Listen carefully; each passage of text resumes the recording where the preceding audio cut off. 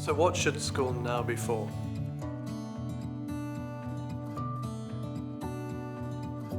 Reflecting on the last couple of months from March when we went on to distance learning,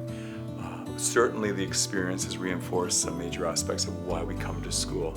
And why we come to school is for community, for collaboration, and for caring. I know that we were able to establish that rapport while we were out, but without a doubt, being back in the school, it's been such a powerful message. You can see the difference in everybody feeling much more secure and focused, though we do have safety guidelines. And for me, that's the most powerful thing I've seen. Of course, what we could say is distance learning has its place, and I think we have to be able to harness the benefits of students being able to learn afar and teachers to work afar when needed, and that's something we have to look forward to in the future. But definitely being together and learning together and living together is the most important thing that I've taken from this.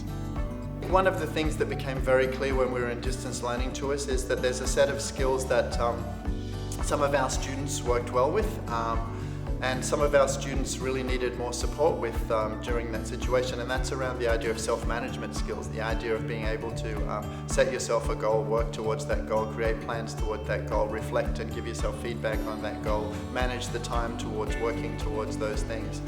So I think one of the things that this will push us to do is to really strengthen a piece of our curriculum and strengthen the ways we work with students in those skills. Yeah, so it's actually been quite an interesting, reflective experience for us, I think, in many ways. One of the things that we're also realizing is that parents' priorities are shifting and adapting, and one of the things we're seeing certainly is much more emphasis in school admissions and working with prospective families on the issues of safety, the ability of the school to react with agility to the new situation. We've been reminded of how dynamic schools are, and we need to be able to respond to changing realities, and we also need to stay anchored in priorities. What we've realized is just how important it is to be just part of a team and to be a raider and to have that experience with each other,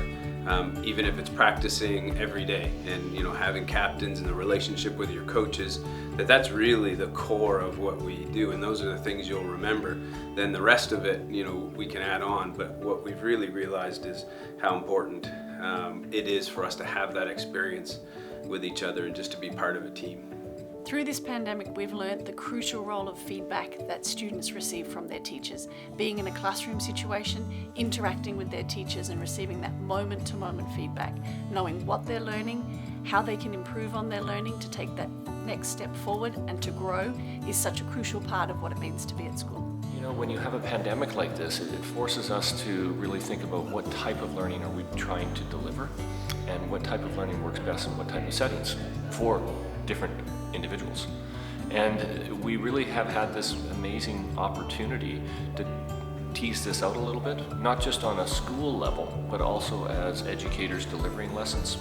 and also as learners, students, discovering a little bit more about themselves and what works for them in terms of the different types of learning and different sort of ways to approach the objectives that we might have for them through our curriculum. I really don't want to downplay the tragedy that the COVID crisis has created, but you really don't want to miss this opportunity as educators for us to try some different things and come out of this stronger.